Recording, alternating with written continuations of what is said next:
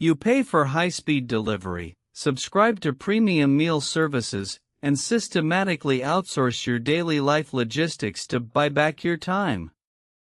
So why does your modern career still feel less like freedom, and more like an inescapable golden treadmill? By every modern productivity metric, you are playing the game with maximum efficiency. You tell yourself that your time is worth far more than the cost of a $15 delivery fee or an automated subscription tier. Yet, as you audit your actual liquid net worth at midnight, a cold, deeply disorienting reality sets in. You do not have freedom. Your capital is completely static, paralyzed on a stationary plateau because your liquid margin is quietly bleeding to death through an invisible network of outsourced comfort.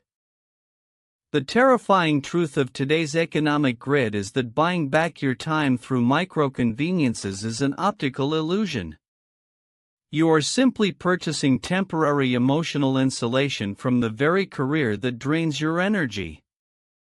You have entered the time sovereignty trap. My name is Nick, and I deconstruct the hidden structural friction points between mathematical economics and human psychology. If you've reached the point where your baseline income is prestigious, but your investment portfolio feels completely empty, make sure to hit that subscribe button. Because the narrative of spending money to save time is the most heavily romanticized, deceptive decoy in personal finance today. Modern consumer culture wants you to believe that convenience is an investment in your well-being, completely blinding you to the structural drain that converts your active income into corporate passive margins. To break free from this digital suspension, we must look past the superficial vanity of high-tier salaries and analyze the cold, unsanitized neurobiology of convenience outsourcing. Human willpower is not an infinite resource, it is a strictly finite biological battery that drains throughout every single corporate shift. When you spend 60 hours a week managing complex professional portfolios, your brain experiences acute decision fatigue. Psychologists have long verified a protective mechanism known as the pain of paying. But modern fintech applications and convenience platforms have spent billions of dollars to systematically eradicate this friction. By integrating one-click checkouts, automated memberships, and frictionless delivery portals, they have completely decoupled the pleasure of consumption from the physical pain of capital depletion. When you look at an individual convenience charge of $20 or $30, your brain reads that number as economically irrelevant. It bypasses your loss aversion filters entirely. In this state of systemic burnout, the small convenience purchase, the app-based meal upgrade, the on-demand transport, the frictionless delivery membership is no longer a rational calculation of economic utility. It is an immediate, non-prescription medication for an exhausted nervous system. Let's calculate the cold, unforgiving mathematics that your emotional brain desperately tries to avoid calculating. When you stack your daily micro-conveniences, you are hemorrhaging an average of $40 every single day.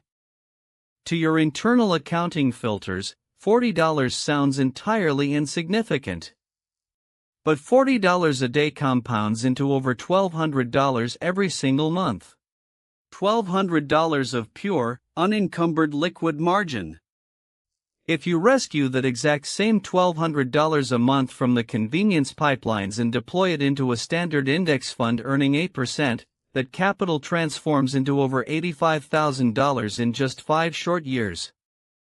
In 20 years, that pool multiplies into over $660,000 of real economic force. This is the true meaning of opportunity cost. You are not simply choosing between convenience apps and manual labor, you are actively deciding whether you value the temporary ease of an automated lifestyle over the absolute, uncompromised ownership of your future time. You mathematically vaporize decades of future independence. True financial sovereignty is never defined by the absolute height of your active paycheck or the luxurious services you can temporarily access. Real wealth is measured exclusively by your asset velocity, the breathing room between your active compensation and your structural maintenance liabilities. The individual earning a modest salary who fiercely protects a clear, intentional 20% asset velocity is structurally moving exponentially faster and safer than the six-figure earner running themselves ragged on a corporate hamster wheel just to maintain a stagnant cash position that supports an identity they cannot afford to abandon. The system wants you to embrace the pre-allocated lifestyle because a professional whose checking balance automatically resets to zero every month is a captive asset for institutional labor. They have successfully engineered a scenario where you have the appearance of high-tier success without any of the actual economic sovereignty that money is supposed to provide. Breaking out of the pre-allocation trap demands an immediate, ruthless re-engineering of your financial choice architecture. Strip away the layers of frictionless convenience that make you feel modern but keep you fundamentally poor. Consolidate your accounts, cancel the microdraft pipelines, and intentionally reintroduce manual barriers into your spending habits. Automate your wealth building at the absolute beginning of the month, transferring your liquid margin into productive, compounding ownership assets the exact second your salary clears, completely removing your exhausted prefrontal cortex from the decision loop. Scrutinize your macro liabilities, your housing commitments and transportation agreements, with the level of calculation and hostility they deserve, because if you protect your primary structural margin, the micro expenses become largely irrelevant. Stop sweating the small stuff, smash the optical illusion of automated progress, and treat your active income as raw capital required to build your ultimate escape hatch. Refuse to be a captive asset for a system that wants you perpetually exhausted.